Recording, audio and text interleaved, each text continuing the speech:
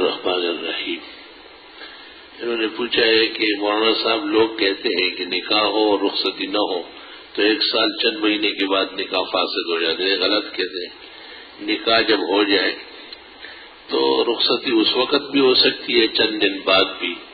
عموماً طرفین اپنی کوئی سہولت، کوئی دن، تاریخ، مہینے مقرر کرتے ہیں اور اس میں رخصتی کرتے ہیں. اور عزت مند لوگوں کا طریقہ ہے کہ نکاح کے بعد جب تک رخصتی نہ ہو تو ناکح اور منکوحہ آپس میں ملتے نہیں. رخصتی کرتے وقت دوبارہ نکاح کرنا ہوگا. اگر بہت دن گزر گئے، سال گزر گئے، 2-3 سال گزر گئے، دوبارہ نکاح کرنے میں کوئی حرج نہیں. وہ پہلے نکاح کو منگنی قرار دے دیتے ہیں، دوسرا نکاح سب کے سامنے ہو جاتا ہے. نکاح علن نکاح انہی افراد کا کوئی حرج نہیں. البتہ سابق نکاح کافی سمجھا جا سکتا ہے کہ وہ نکاح ایک دفعہ ہو چکا ہے.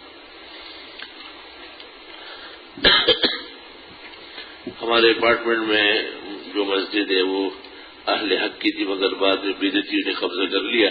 ہم تعلیم و تبلیغ کا کام کر رہے ہیں، ہمارے نمازیوں کی تعداد کم ہے. کیا ہم ان کے پیچھے نماز پڑھ سکتے؟ پڑھ لیں، پھر دوبارہ اپنی پڑھ لیں. کسی بھی مشرک اور بدعتی کے پیچھے نماز نہیں ہوتی. اور یہ ایک ہیلا ہے آپ کا کہ ہمارے نمازی بڑھ جائیں گے. ٹھیک ہے، آپ فرض نماز دوبارہ ادا کیا کریں. جب بھی کسی بھی بدعتی کے پیچھے آپ مجبوراً پڑھ لیں تو صالح وقت میں، مناسب وقت میں وہ فرض دوبارہ ادا کر لیں.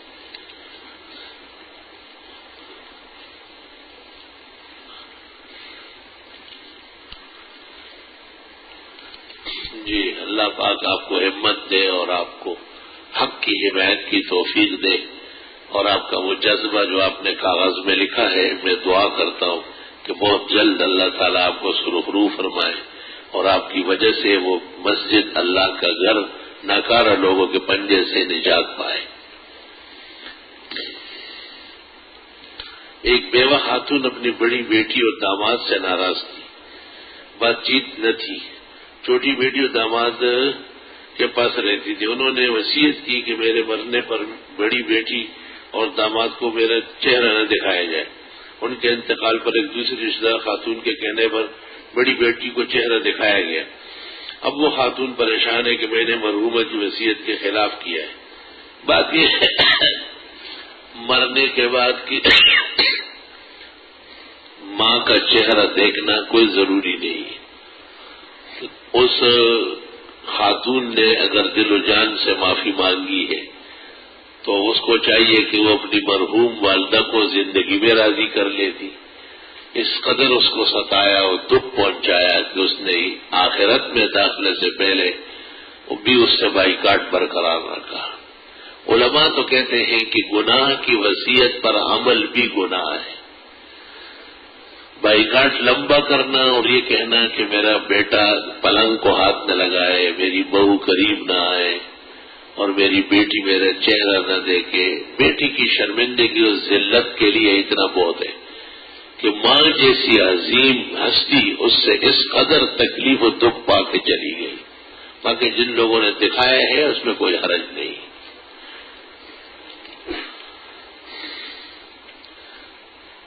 اللہ تعالیٰ آپ کو صحت کاملہ عطا فرمائے. آمین. ہم سب آپ سے فیض حاصل کرنے کا موقع عطا. آمین. آپ کے جمعے کو فرمایا خواب میں رسول اکرم کی زیارت ہوئی اور آپ نے نام پکارا. کچھ لوگ حوض کوثر کی طرح آپ نے کہا کہ وہ علماء بھی وقت حیات ہے. آپ سے گزارش ہے کہ مناسب نہیں ہے نام بتانا. میرے گھر میں آج کل گندا پانی آ رہا ہے، گڑھے کا پانی اتنی بدبو آتی ہے. پاکی کے بارے میں ارشاد فرمایا بس پاکی حاصل کریں، یہ میرا کام ہے. کہہ رہا ہے تو خود کہتے بدبو آ رہی ہے تو کیا میں کہوں گے کہ خوشبو ہے وہ؟ اگر کوئی انسان بغیر اسلام کے فوت ہو جائے تو کیا تمام مسلمان اس کی پوچھو گی؟ نہیں. خاتمہ اللہ کے ہاتھ میں ہے. کسی کے مرنے پر بھی یہ سوال نہیں ہوگا کہ آپ نے کیوں اسلام نہیں پیش کیا. یہ غلط بات ہے. تبلیغ والوں کی بعض باتیں جاہلانہ ہے. فلاں مر گیا ان سے پوچھا جائے گا، کسی سے نہیں پوچھا جائے گا. اللہ رب العالمین نے جن کا خاتمہ کفر پر رکھا ہے وہ کافر مرے گا، اور جن کا خاتمہ اسلام پر ہے لا محالہ وہ ایک دن اسلام لائے گا. یہ عقیدہ ہے مسلمانوں کا. اگر کوئی کہے کہ ہم تبلیغ کر لیتے تو وہ مسلمان ہو جاتا. مسلم شریف میں ہے عبداللہ ابن عمر فرماتے تھے یہ اس امت کے مجوسی ہے، اگر یہ بیمار ہو جائے تو عیادت نہ کرنا، مر جائے تو جنازہ نہ پڑھنا. ہاں یہ کہنا درست ہے کہ ہمارے ذمہ دین کی جو تبلیغ ہے ہمیں اس میں سستی نہیں کرنا چاہیے. اگر ہماری وجہ سے دین کی بات آگے بڑھ سکتی تھی اور ہم نے نہیں بڑھنے دی تو ہم سے اس پر پوچھ گچھ ہوگی. کسی کے خاتمے کے ہم کوئی ذمہ دار نہیں، وہ رب العالمین کے ہاتھ میں ہے. ہمارے ادارے بعض لوگ اکابرین کی عبارتوں سے لوگوں کو فتنے میں ڈالتے ہیں. اس کے جواب میں کوئی عام فام کتاب کا نام عبارات اکابر محقق اللہ سر مولانا سرفراز خان. کیا میت کو غسل دینے والے کا اور کفر سے اسلام میں داخل ہونے والے کا خود غسل کرنا ضروری ہے؟ ضروری کوئی نہیں ہے، ہر دونوں غسل مستحب ہے. بعض لوگ کہتے ہیں قرآن کو صرف ہاتھ لگانے کے لیے وضو فرض ہونا ضروری نہیں ہے، قرآن کو ہاتھ لگانے کے لیے وضو ضروری ہے. اور وہ سورہ واقعہ کی آیت لا یمسہ الا المطہرون کو دلیل پر تو اس سے تو یہ معلوم ہوتا ہے نا کہ پاک ہونا چاہیے. مطہر باوضو کو کہتے ہیں. مفتی صاحب پائے اور اوجڑی جیسے بٹ بھی کہتے کھانا کیسے بہت بہتر ہے، زیادہ کھایا کرو، معدہ اچھا رہے گا. پائے اور اوجڑی اس کی صفائی ذرا مشکل اور پکانا گراں ہے، بہترین ڈش ہے. ایک لڑکی کی منگنی پہلے سے ایک راشی پولیس والے سے ہوئی، جو سال کے بعد لڑکی کو ایک دیندار سے محبت ہو گئی تو منگنی توڑنا پڑا. اگر جائز ہے تو دیندار کے حق میں دعا فرمو. مجھے کیا معلوم ہے، اگر آپ کی پرچی درست ہو، پولیس والا واقعی راشی ہو اور اس سے مسلمان خاتون کی زندگی اجیر ہونے والی ہو اور اس منگنی ٹوٹنے میں شرعاً کوئی قباحت نہ ہو تو اگلے مرحلے کے لیے دعا ہے، ورنہ نہیں. بعض لوگوں میں دیکھنے میں آتا ہے کہ وہ اپنے شیرخوار بچوں کے سراہنے یا تک میں لوہے یا چاندی کی چھری چاقو رکھ دیتے، اس سے بچہ ڈرتا نہیں. معلوم یہ کرنا کہ شریعت کے اندر اس کی شریعت ایک تدبیر ہے. لوہے کی چیزوں سے جنات ڈرتے ہیں.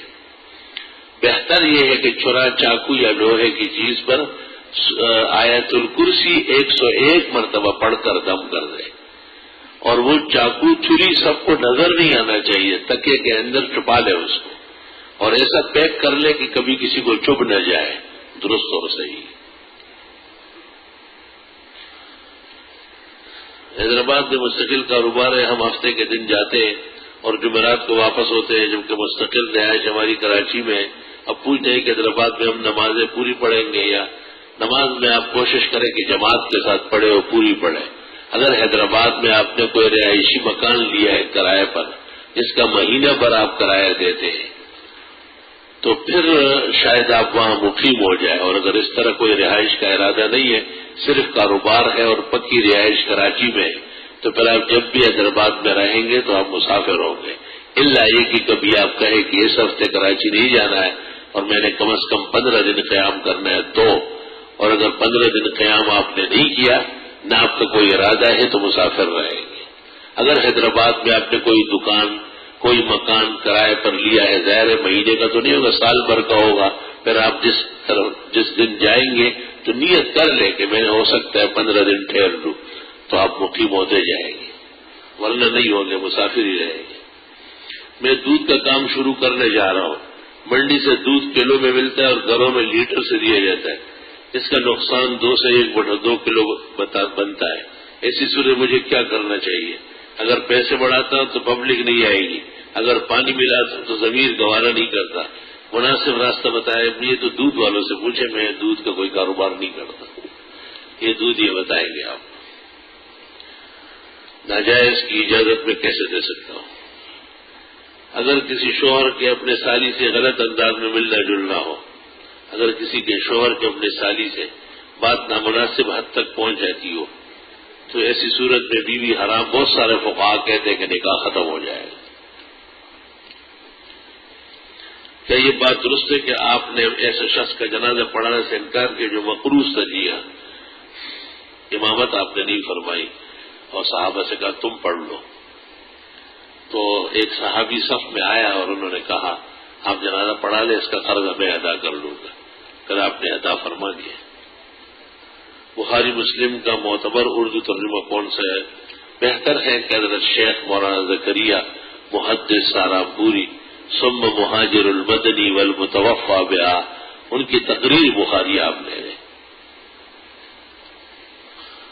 بین المذاہب تقابلی جائزہ پر مبنی اردو زبان یہ لکھا ہے، بعض لوگوں نے ایک کتب فروشوں سے پوچھو، اس کا نام ہی ہے مذاہب کے درمیان مقابلہ. بیوی شوہر کے انتقال کے بعد اپنے شوہر کا چہرہ دیکھ سکتی ہے، جی ہاں. اور شوہر اپنی بیوی کے مسئلہ یہ نہیں، بیوی تو اس کی عدت میں یقیناً 4 مہینے 10 دن تک اور نکاح باقی ہے. مسئلہ یہ ہے کہ خاتون مرے تو اس کا خاوند اس کا چہرہ دیکھ سکتا ہے. فتاوی شام میں ہے لہو ایرا وجہ، اتنا تعلق باقی ہے کہ اس کا چہرہ دیکھے. اگر کوئی اور نہ ہو محرم تو قبر میں اتارنے میں بھی خاوند مقدم ہوگا. 2 تولے سونا ہے اور 50,000 روپے اس پر زکوٰۃ ہے. جی زکوٰۃ ہے، چاندی کے حساب سے زکوٰۃ دے دیں. شہید کی کتاب میں بینک کی ملازمت کے پیسے حرام لکھے، یہ درست لکھا ہے. میں نے ایک آدمی کو کہا کہ تم خدا کو مانتے ہو؟ تو اس نے کہا کہ نہیں، میں خدا کو نہیں بلکہ میں اللہ کو مانتا ہوں. تو خدا اور اللہ میں کیا فرق ہے؟ وہ کم عقل ہے، بیوقوف ہے. وہ جیسے ایک آدمی ملنے گیا تھا قرضہ لینے، تو اس نے کہا 150 روپے. اس نے کہا 150 نہیں لوں گا، 150 لوں گا. اس نے کہا میں 150 دوں گا. کہ اللہ چورا چاقو نکال لیا. ایک عقل مند آیا کہ دے دو، تو اس کو کہا یہی 150 ہے اور یہی 150 ہے. کمکل جولا ہے دنیا میں ہوتے ہیں. زور کی 4 سنت کا ٹائم کم ہے تو 2 سنت پڑھ سکتے ہیں. ہدایت میں لکھا ہے وہ نفل ہو جائیں گے. نماز کے بعد پھر 4 سنت پھر 2 سنت. کیا نماز اوابین میں 4 رکعت نفل ایک ساتھ کیا؟ 6 رکعت اکٹھی پڑھ سکتے ہیں کی نیت سے. تبع تابعی کا مقام زیادہ ہے یا حضرت عبد القادر جیلانی کا تبع تابعی کا مقام زیادہ ہے؟ جملہ رذائل باطنہ سے نجات کے لیے اکثیر نسخہ اللہ سے معافی مانگنا اور گناہ چھوڑنا. بڑھاپے میں بھووں کے بال بڑھ جائے جو آنکھوں پر آتے ہٹا سکتے ہیں. سید الشہداء حضرت حمزہ حضرت حسین. حضرت حمزہ کل امت کے سید الشہداء ہے اور حضرت حسین شہداء کربلا کے بڑے. بزرگان دین کا 10 بوزی بات پر محبت جوانوں کے لیے ویسے فخر بات صاف سمجھتے لیکن اب کبھی اظہار خوشی نہیں فرماتے. حافظ ابن حجر نے فتح الباری شرح بخاری میں 15 آدمی یا مقامات لکھے ہیں جن کا چومنا جائز ہے. جیسے حجر اسود ہے، کعبہ شریف کے خلاف ہے، قرآن کریم ہے، ماں باپ ہے، اولاد ہے، بیوی ہے اور عادل بادشاہ کے ہاتھ ہے. لیکن بہتر یہ ہے کہ ہمیں معاف رکھا جائے. شیخ الاسلام شیخ العرب والعجم صدر المدرسین دارالعلوم دیوبند حضرت اقدس مولانا حسین احمد مدنی نور اللہ مرقدہ کہ ہاتھ کوئی چومتا تو حضرت ہاتھ کھینچ لیتے تھے. تو کسی نے کہا کہ حضرت مولانا رشید احمد گنگوئی نے فتح و رشیدیہ میں لکھا ہے کہ بزرگان دین کا ہاتھ چومنا جائز ہے. تو شیخ الاسلام مولانا حسین احمد مدنی فرماتے کہ حضرت گنگوئی والے ہاتھ لے آئے تو ہم بھی چوم لیں. در مجلس خود را مدیو ہم چمنیرا حاضر دل حاضر کا کند انجمنیرا. ہمیں اس سے دور رکھیں، مہربانی ہوگی. اکثر لوگ کہتے ہیں کہ کافر کو بھی کافر نہیں کہو. یہ بات کہاں؟ یہ غلط ہے. یا ایھا قل یا ایھا الکافرون، آپ کہے کہ کافر ہو. کافر کو کافر کہنا ضروری ہے جیسے کہ مسلمان کو مسلمان کہنا ضروری ہے. یہ کہنا کہ کافر کو کافر نہ کہو کہیں مسلمان ہو جائے گا، تو پھر مسلمان کو مسلمان نہ کہو کہیں کافر نہ ہو جائے. مسئلہ یہ تھا کہ جو پہلے کافر تھا اور مسلمان ہوا، اب اس کو کافر مت کہے. بہت بڑی گالی اور بدترین گناہ ہے.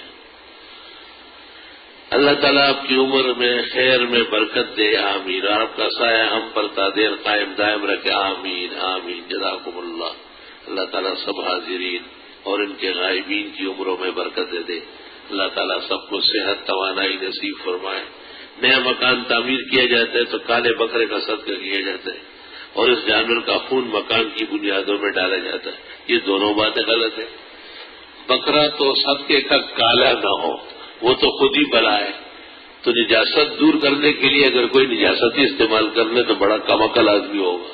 میں تو اکثر کہتا ہوں کہ صدقے کا بکرا کالا نہ ہو، ایسا بکرا خریدا کرو تاکہ بلاؤ بھوتنی سے آپ بچ جائے۔ مکان کی بنیاد میں خون ڈالنا تاکہ اس مکان میں ضرور خون ہوتا رہے، یہ نحوست کا ارتکاب ہے کہ اس مکان کے مکینوں میں ہمیشہ خون ریزی ہوگی۔ مکان کے بنیادوں میں خون ڈالنا، خون تو ناپاک ہے، نجس ہے، نجاست غلیظہ ہے، اس کا استعمال حرام ناجائز ہے۔ یہ ہندوانی رسوم ہے۔ زیب النساء نام رکھنا کیسا ہے؟ نام تو رکھا گیا ہے، لیکن بی بی صاحبہ اورنگزیب عالمگیر رحمت اللہ علیہ کی شہزادی وہ ناراض ہوتی تھی کہ یہ بات صحیح نہیں ہے، بس میں ایک عورت ہوں زیب النساء، اور اس کی بڑی بہن کا نام تھا زینت النساء۔